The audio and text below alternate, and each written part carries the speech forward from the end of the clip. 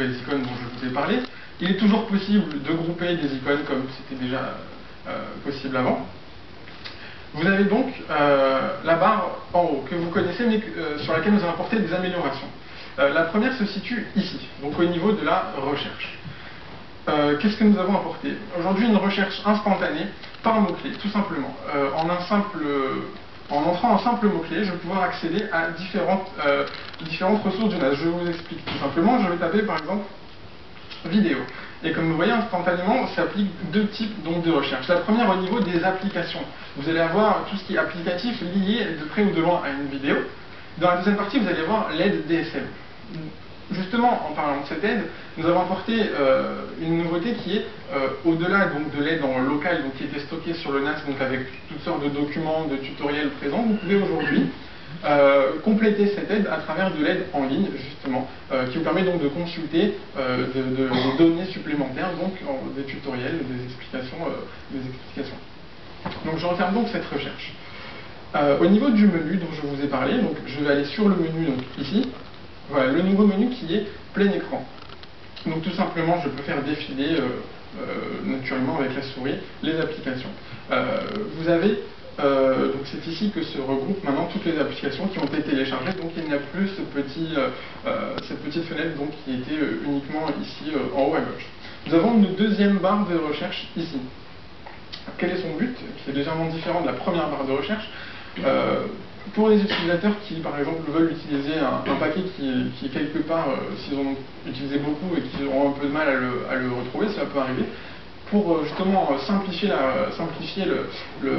la recherche et pour toujours donc, améliorer l'utilisation, nous avons simplement besoin de taper un mot. Par exemple, je vais taper vidéo et vous voyez que j'ai même pas fini de taper le mot que l'application est déjà mise en avant.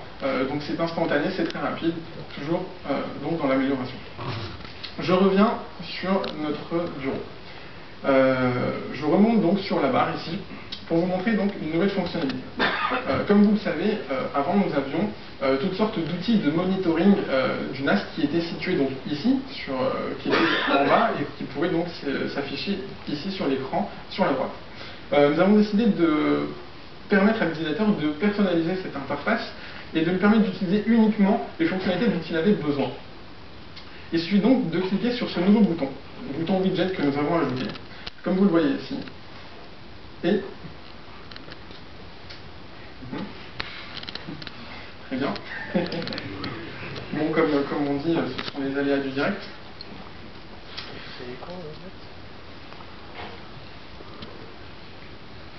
Nous étions supposés avoir des widgets.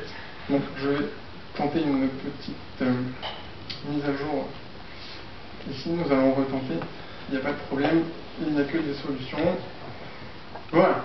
Vous voyez, c'est magnifique.